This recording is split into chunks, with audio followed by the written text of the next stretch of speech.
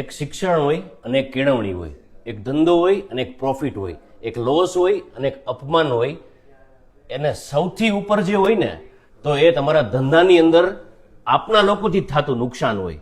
ધંધો આજે બધાને કરવો છે, ધંધામાં ગ્રોથ બધાને કરવો છે, પરંતુ ગ્રોથમાં ક્યારેક આપણે અંદરો અંદરની હરીફાઈને કારણે, ક્યારેક એકબીજાની સુખાકારીને ઈર્ષ્યાને કારણે આપણે અંદરો અંદર જ નુકસાન કરી બેઠતા હોઈએ છીએ. અને આવી રીતે ઘણા બધા સ્ટાર્ટઅપ્સ છે, એન્ટરપ્રિન્યોર છે, એ સ્ટાર્ટિંગના ફેઝની અંદર ક્લેશ થઈ જાય છે.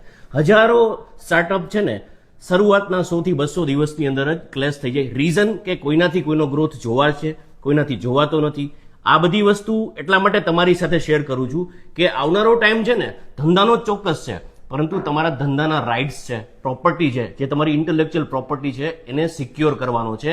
અત્યારે ધંધો કરવાનો જે ઉત્સાહ છે, જેની મોસમ ચાલી છે ને, એ મોસમ ખરેખર આવનારા ટાઈમમાં ઇન્ડિયામાં એટલા બધા એન્ટરપ્રિન્યોર્સ આવશે કે જેની કોઈ સીમા નથી. કારણ કે આવનારા ટાઈમની અંદર એવા બધા ઇન્ફ્રાસ્ટ્રક્ચર્સ, એવો પ્રવાહ આવે છે, આખી દુનિયા બાયપોલર થઈ ગઈ છે, હરેક જગ્યાએથી ધંધાર્થી નીકળશે. પરંતુ એક વાત ખાસ યાદ રાખજો, આ વિડીયો એવા ધંધાર્થીઓ મિત્રો માટે છે કે જે આવનારા ટાઈમમાં નોકરીમાંથી ધંધા તરફ આવે છે.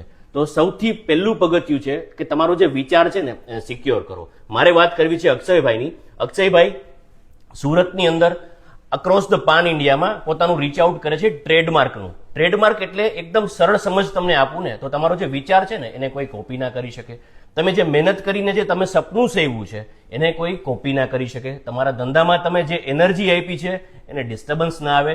તમે ધંધાને એક નેક્સ્ટ લેવલ સુધી લઈ ગયા છો કે ડિસ્પ્યુટ ક્રિએટ ન થાય તો એના ક્યાં ક્યાં પ્રોવિઝન હોઈ શકે એને પૂરેપૂરી સમજણ આપે છે.